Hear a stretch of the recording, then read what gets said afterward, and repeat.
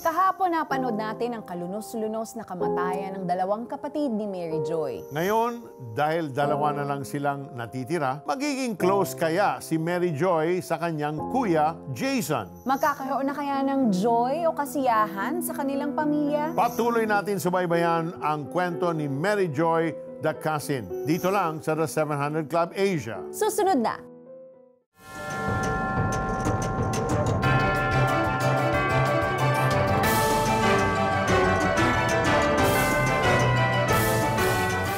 Welcome to the 700 Club Asia. Sonja, ano ang pinakamasakit na pangyayari sa buhay mo na hindi mo makakalimutan? Grabe naman yung tanong, Brother Peter, no? But to tell you honestly, if I take stock of everything that has happened in my life, for sure, ang dami kong malalim na sugat na napagdaanan. But fortunately, praise God, I could say na wala namang tragic na nangyari. So I praise Him for His protection and pinagpipray natin na wala namang trahedyang mag-befall sa ating pamilya. Amen. Kayo Amen. po ba? Well, more than over a decade ago, I lost my parents. Siyempre, that's painful. And then recently, barely, wala pang 2 weeks, my eldest brother went home to Glory Land. Pero ang consolation dun is they all knew the Lord. So that's what we can hold on to, the promise of God in His Word. Yes. Na although walang relationship sa heaven, you will get to see them again, di ba? Yes. It's not the end. Magkikitang muli. Oo. Tulad natin, alam nyo may mga pangyayaring hindi naman talaga malilimutan ni Mary Joy. Namatay ang dalawa niyang kapatid at ngayon, silang dalawa na lang ng kanyang kuya Jason ang natitira. Magiging close na kaya sila? Has the storm in their family subsided? Or will it continue to wreak havoc? Patuloy natin subaybayan ang kwento ni Mary Joy.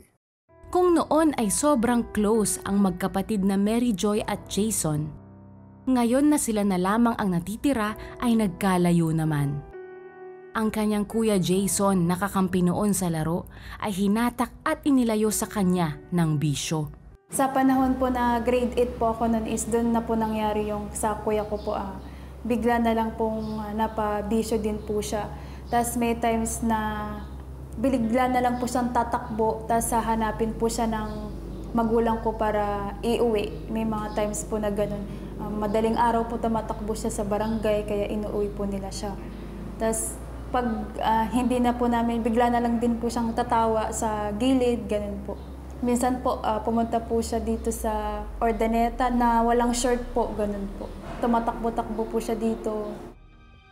Nalulong sa paggamit ng marijuana si Jason. Bunga nito, napapadalas ang kaguluhan sa kanilang tahanan. Nakikita ko po na si Kuya, hinahamon niya po si Papa ko. Siguro wala siya sa katinoan that time. May mga hawak po siyang itak, ganun po. Pero pinipigilan pa rin po ni Papa na patulan kasi alam niyang may problema na po si Kuya ko po. Ginawa ng kanilang ama ang lahat para ituwid ang landas ni Jason. Kahit mahirap, hindi siya sumuko. Nawala na po kasi yung dalawang anak po nila, para kaya ginagawa pa rin lahat ni Papa ng makakaya niya para makontrol. Parang pakiramdam niya, dalawa na lang sila, siguro kaya ko pa itong baguhin, kaya ko pang i-control itong anak ko, magbabago pa. Pero hindi, mahirap na po, kailangan na po talagang iparehab that time po si Kuya ko po. Pero dahil sa kahirapan ng buhay, hindi na ito nagawa. Sa halip na magbago, nagpatuloy sa pagbibisyo si Jason. Parang ang hirap po na makita na yung kapatid mo ay naging ganun po. Parang sa dinami-dami ng tao, bakit siya yung naging ganun pa? Nawala na nga po yung dalawa naming kapatid, tas siya na, nag-iisa ko na lang pong kapatid, siya pa yung naging ganun po. Masakit po yan at saka nakakalungkot din po na mapapatanong ka sa Diyos, bakit pinahintulot niya na mangyari po yun. Pero kahit puno ng tanong, pinili pa rin ni Mary Joy na magtiwala at manampalataya sa Panginoon. Ang nasa isip ko po nun is may purpose si Lord sa lahat ng nangyayari, para may aral sa aking buhay na magtiwala lang sa Kanya. Tsaka may plano siya sa lahat ng nangyayari, may purpose siya para mag-matured ako habang bata pa lang ako, lumawak yung pangunawa ko sa lahat ng bagay, hindi para sisihin yung sino man, sisihin yung pamilya o parents na meron kami, kundi maging matatag na tulungan ko ang magulang ko na bigyan ng pag-asa. Sa gitna ng sunod-sunod na dagok sa kanyang pamilya, naging liwanag sa dilim si Mary Joy ng kanyang mga magulang. Ang batang minsang nasugatan, ngayon naging lakas at pag-asa ng kanyang mga magulang. Naging karamay ko po doon ang mga teachers ko po na laging nagpapayo po sa akin na maging matatag ka kahit na ganyan yung nangyayari sa pamilya nyo. Gawin mong inspirasyon yun para maging malakas ka at makapagtapos ng pag-aaral mo. Sa kabila ng hirap sa buhay, pinili ni Mary Joy ang magpursigi sa pag-aaral. Hindi naman siya nabigo, lalo't madalas pa nga ay napapasama siya sa mga honor students. Bagay na nagbibigay ng kakaibang tuwa sa kanyang mga magulang. May mga natatanggap po akong awards doon, kaya si Papa po pag card day ko po, lagi po kami pumupunta sa malapit na restaurant po, bumibili po siya ng pizza, tapos binibigyan niya po ako ng pera, kaya ganun po ako kapursigido na mag-aral kasi po nakikita ko po sa Papa ko po na very supportive po siya, ganun po. Tapos bilang anak na nakikita kong ganun yung suporta ng magulang ko, mas lalo pa po akong lumalakas yung loob ko po. Tapos yung mga teachers ko po sa kabila ng mga nangyari po. Wow, siguro ang tanong is, when will this end? Right. Diba, you lost 2 siblings and then you found out your brother nagda-drugs and then meron pang away between the brother because he's not in the right state of mind. That's the problem when you have someone in the family who is addicted. Yeah. You cannot talk sense to him, but you can pour out your love towards him or her, and they will know that tangible peace through your love, through the way we deal with them. Yep. Ang hirap din siguro noon, Brother Peter, to do that, no? Kasi hihinga ka pa lang. Ito na naman, isa na namang trahedya. So it takes a lot of strength and compassion to actually be able to give that kind of love, no? And I'm sure it has been hard for them as well. Sa kwento ni Mary Joy, natutunan natin ang mas malalim at kakaibang kahulugan ng joy or J-O-Y. It stands for Jesus overcoming your storms. At anuman ang unos o pagsubok na dumadaan sa ating buhay, nariyan po ang Panginoon. Handa siyang umalalay, umakay, at tumulong sa atin. Pero nagsisimula ito sa pagkakaroon ng personal na relasyon sa Kanya. Jesus can transform even the darkest of storms, the darkest of situations in our lives. All we need to do is invite Him by faith to be our Lord and Savior. Many times kasi when we're confronted with these things, our natural tendency is try to fix it, try to solve it. But the way of victory is surrender. When we surrender everything into the hands of God. And the way to do that is through a prayer, to receive Christ in our lives, to acknowledge Him as Lord, as Savior, as the one who will lead us and guide us into our future. And if you want to do that, then pray with us. Just say, Dear Jesus, today, I choose to surrender. Because, Lord, looking at the storms that are happening this very moment in my life, I know I have no control over them. I have no say over them. I may try to fix it. I may try to even alter the outcome, but eventually, Lord, I know I will fall short. So I come to you and confess all my sins. And knowing that you're a God who forgives, a God who is merciful, a God who is full of compassion, Lord, please forgive me for all the times I have turned my back against you, all the times I have sinned against you. Cleanse me now from all these unrighteous acts as I open my heart's door and invite you, Jesus, to come into my life, to be my Lord, to be my Savior. Thank you for loving me. Thank you that on the cross, you paid for all my sins, complete and full, that today I can have true freedom in you. Thank you for loving me. Thank you for saving me. This is my prayer in the name of Jesus. Amen and amen. Amen. And if you sincerely prayed that prayer in faith and accepted Jesus as your Lord and Savior, then you are now a new creation. Welcome to God's family. Your journey of hope, complete joy, and transformation begins today. Kapatid, gusto naming malaman ang mahalagang desisyong iyong ginawa, kaya naman i-text ang yes, tinanggap ko si Jesus, kasama ang iyong pangalan at lokasyon at ipadala sa 0917-126-1442. Para sa ating mga viewers abroad, gamitin ang 63917-126-1442. Congratulations, your name is now written in the Lamb's Book of Life. And if you're watching this show on YouTube, please comment, yes, tinanggap ko si Jesus. Para naman sa mga nais maging bahagi ng aming online Bible study group, i-comment ang BSG. Sama-sama tayong lumago sa pananampalataya, sumali na sa aming online Bible study group. Yes, at sa ating pagbabalik, makakasama natin dito sa studio si Mary Joy. Paano kaya natuklasan na gumagamit ng ipinagbabawal na gamot ang kanyang Kuya Jason? Ano kaya ang epekto sa kanya na malayo ang loob nilang magkapatid? Paano rin siya naapektuhan sa tuwing nag-aaway ang kanyang ama at kuya? Lahat ng yan at marami pang dapat abangan dito lamang sa The 700 Club Asia. Don't go away, stay with us.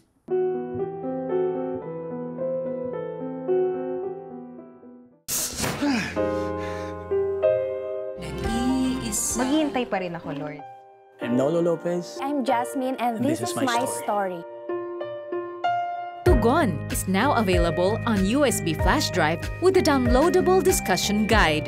Watch and engage in meaningful conversations with your family and friends.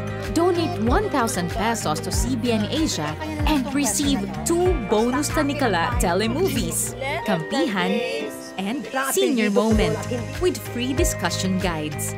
Your support helps produce more Tanikala telemovies, inspiring programs, music, and online content that transform lives. Become a CBN Asia partner today.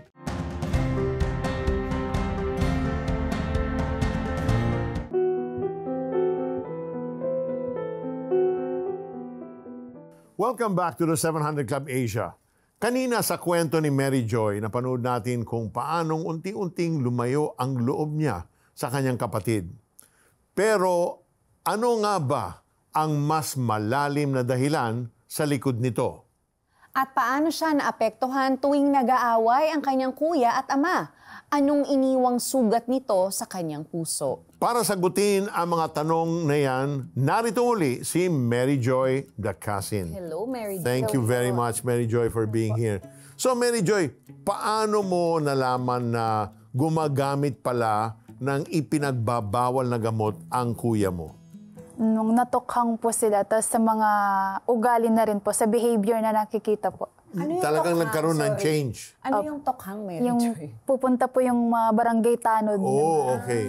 Magkakasama po sila ng mga barkada po niya. Okay. So, Biglang nagbago pupunta yung sa bahay changes. nyo. Sa ibang bahay. Sa bahay niya, oh. Okay. Tapos doon lang sila. Opo, na nakita po sila ng mga barangay tanod. Okay. So parang na-confirm na nakita yung drugs.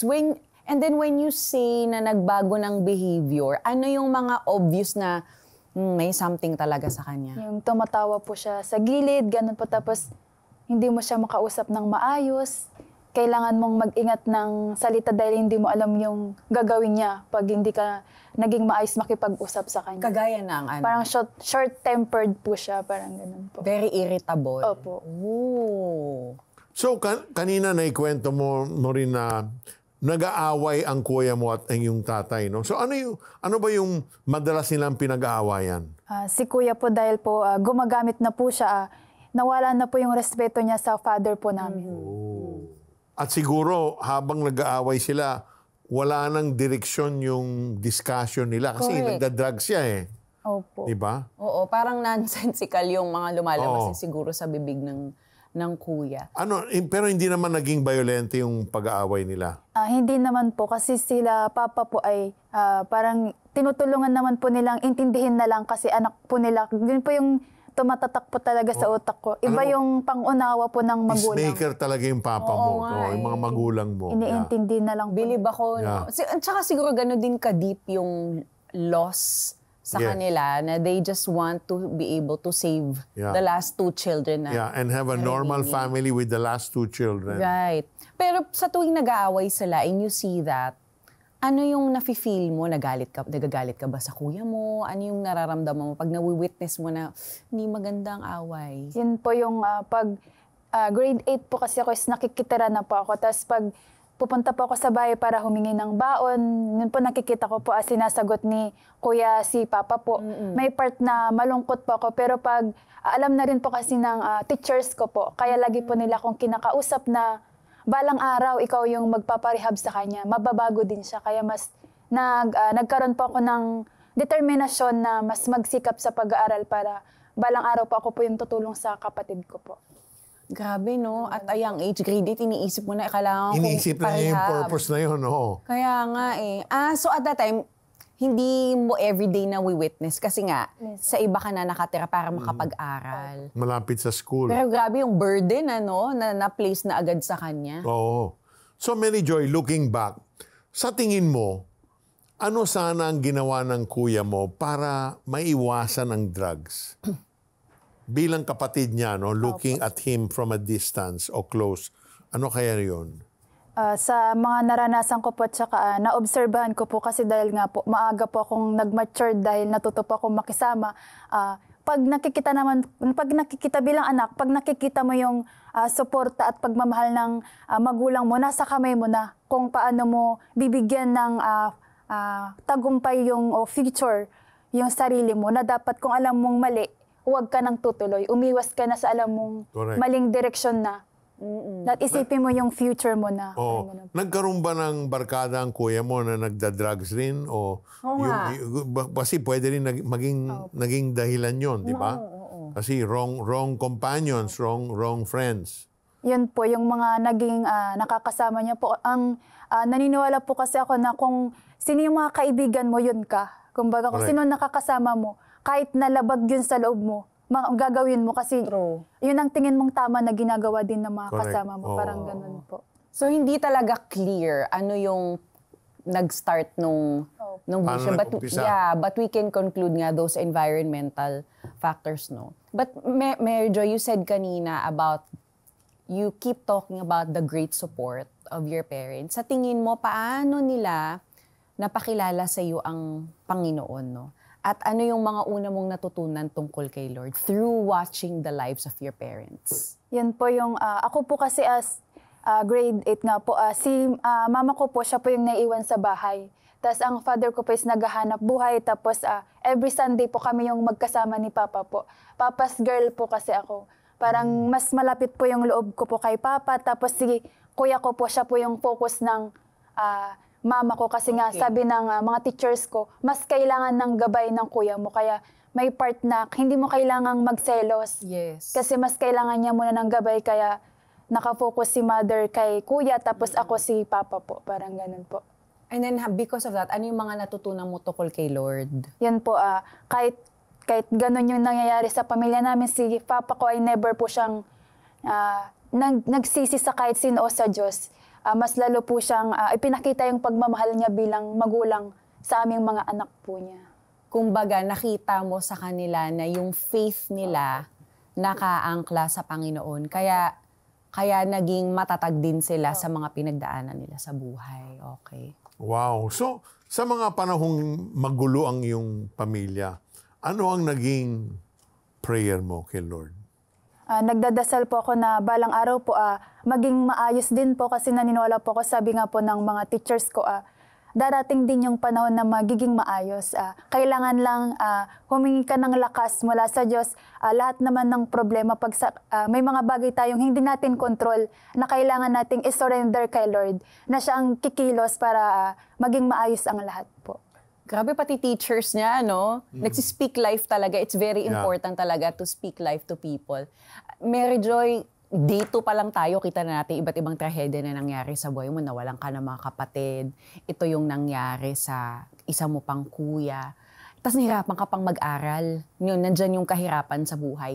Sa tingin mo, bakit kaya hinayaan ng Panginoon na pagdaanan mo tong mga ito? Sa taon ko po ngayon, sa dami ng naranasan ko po, sa pamamagitan ng pagsubok po, doon ko po nakilala si Lord. Mas natuto ako magpahalaga sa kahit simpleng bagay at makontento kung anong meron ako at tumulong din sa mga taong nangangailangan po ng tulong ko. Doon parang sa pamamagitan po ng pagsubok, mas nakilala ko na lumapit sa Kanya. Kasi kung hindi mo po naranasan, parang nakakalimutan na ng ibang tao. Kung meron na lahat sa kanila, doon po nila nakakalimutan na dapat laging magpasalamat kahit na anong meron po. Oh, lalo na doon sa pinagdaanan mo, no? Grabe, so, meron siyang pwede siya humugod doon sa experience na yon para tumulong sa iba. Tama. That's beautiful. So, despite everything that happened in your family, in your life, anong nagbigay inspirasyon sa iyo para to keep studying hard? Yun po ang nagbigay po sa akin ng inspirasyon para mas lalong mag-aral po na mag-aral yung parents ko and teachers ko po. Kumbaga, kahit na may pagsubok sa pamilya namin, nag-stay yung pagmamahal at suporta ng father ko at mother ko at yung mga teachers ko rin po na laging nariyan po. Galing. Nabalanse po. The teachers also are role models, Right. diba? For us to follow. We see how important it is to have stable and good authority figures sa buhay ng isang bata, ano? Mary Joy, sa ganitong punto ng buhay mo, no, sa tingin mo, ano yung pinakamahalagang natutunan mo? Na nawala po si... Sa lahat ng nangyari, at this point in your life, what could you say? I'm sure madami kang natutunan sa buhay, no? Pero ano yung tingin mo pinakamahalagang natutunan mo sa buhay na talagang naka-epekto sa buhay mo for the good? Yun po yung pagsunod sa Diyos po. Kasi kung alam mong nasa Diyos ka, lahat aayos na po. Siya yung tutulong para maging maayos ka kahit na wala ka mang ate o kuya. Siya yung lahat, siya yung magiging ama mo, kaibigan mo o kapatid mo na siya yung pagmamahal na kukompleto sa'yo na hindi may bibigay ng kahit sino man po. Amen. Amen. Grabe. Thank you so much, Mary Joy, for sharing your journey, bravely sharing your journey with us. No? Through your pain, we've seen God's grace and the powerful lessons that He has taught you. Mary Joy, I'm sure maraming nanonood ngayon na ganun din ang sitwasyon sa pamilya nila, no? Either meron silang kapatid na drug addict o may mga trahedyas na pinagdaanan nila. Ano yung ma-i-advise mo sa kanila? Opo. Ang maipapayo ko po sa may mga kamag-anak na maaring may drug addict po or kapatid na huwag sanang magkaroon ng blaming o pagsisisi sa mga may addict na kapamilya, kundi magkaroon pa ng pag-asa na humingi sa Diyos ng tulong o kalakasan na silang tumulong upang maging maayos ang sitwasyon ng kamag-anak natin at intindihin natin na bawat tao may pinagdadaanan. Maaring hindi rin nila ginusto na mapunta sa sitwasyon na to. Pero dahil magkakaiba tayo ng mga pagsubok at tayo ang magiging aliwanag nila sa kabila ng pagsubok na pinagdadaanan po nila. In other words, that's the time for unity sa pamilya, no? Yeah. It's not a time to blame. It's not, ikaw kasi, kaya nga ganito, nagkaroon ng problema ng ating pamilya. But it's a time for the family to even bond together, no? And work together. And work together, pray together. Merong pag-asa, may solusyon yan. Amen. Ayan, maraming salamat. Yes, thank you very much, Mary Joy, no, for bravely sharing your journey. Nakita naman talaga natin ng because of God's grace and the powerful lessons He has taught you, you're here, matatag. Maraming salamat. Isinasa buhay mo ang tunay na kahulugan ng joy, J-O-Y. It's Jesus overcoming your storms. At kung kayo man ay kasalukuyang dumaraan sa matinding pagsubok o binabagyo ng mga problema, huwag kayong mag-atubiling tumawag o mag-chat sa aming mga trained prayer counselors. Narito sila para alalayan kayo at ipagdasal. Ang aming hotline ay 8737-0700. Pwede rin kayo mag-chat sa amin sa Facebook Messenger ng The 700 Club Asia.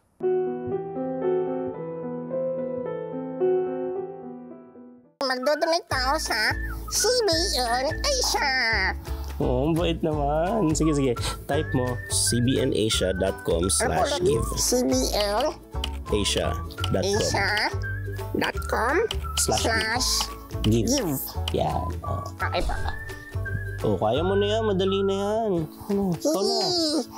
Tulungan niyo po. Ang dami pong itatype eh. Tapos 4 lang ang daliri ko.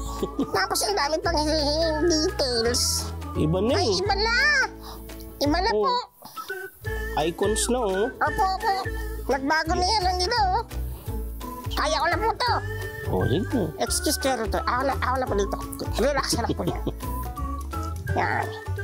Pagkatapos ko, Kuya Rodel, ikaw naman po mag-donate, ha? Ikaw nga po, 5 daliri mo, di ka nagdo-donate, eh. Anong hindi? Kaka-donate ko lang sa cellphone. Sobrang dali na pala. Ano pa hinihintay natin? Donate na!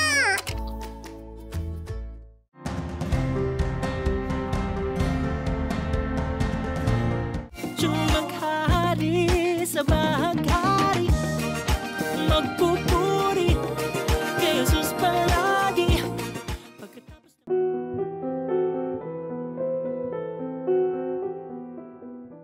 There's a saying, the greatest gift you can give someone is your time.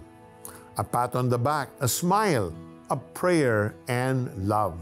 Ganyan ang isinasabuhay ng ating humanitarian arm, Operation Blessing. Simula pa noong 1996, patuloy itong tumutulong sa ating mga kababayang nangangailangan. And that includes our beloved senior citizens. When calamity strikes, they are among the most vulnerable, facing mobility challenges, health issues, and limited resources. But because of your kindness and generosity, they receive food, medical attention, and comfort just when they need it most. Your support reminds them that they are not forgotten, that they are loved, and that hope is always within reach. So thank you for being the greatest gift to them. Pero wag na natin hintayin pang dumating ang kalamidad bago tumulong. Now is the time to make a difference. Be a CBN Asia partner today. Part of your giving helps sustain the life-changing work of Operation Blessing. To donate, call 8737-0700 or scan the QR code on your screen. Pwede via Shopee Pay, GCash, Maya, or Video Pay app. May the Lord bless you abundantly for your generosity. Samantala, nakarelate ka ba sa kwento ni Mary Joy kanina? Pakiramdam mo ba'y unting-unting nawawala ang joy o kasiyahan sa iyong buhay dahil sa sunod-sunod na pagsubok? Kapatid, huwag kang sumuko. Ang mga pagsubok na yan ay hindi para sirain ka, but to strengthen you. Sabi nga sa James 1, 2, and 3, consider it pure joy, my brothers and sisters, whenever you face trials of many kinds, because you know that the testing of your faith produces perseverance. Kaya sa bawat pagsubok na ating hinaharap, lagi nating alalahanin ang kahulugan ng joy. Jesus offers you strength. Sa Kanya nagmumula ang tunay na lakas at kumpletong kasiyahan. At dito nagtatapos ang ating maikling kwentuhan. Stories of hope, faith, and love help us create more inspiring shows like this. Be a CBN Asia partner now. Scan the QR code, call the number on your screen, or send us a message on Facebook Messenger of the 700 Club Asia. God bless you more and more. Napunta po lahat sa amin ng pagsubok na parang bakit sa amin pa, parang napatanong po ako na wala na yung magpapabide ng pangailangan namin po sa pamilya, wala na po yung magsusuporta po sa akin sa pag-aaral ko po.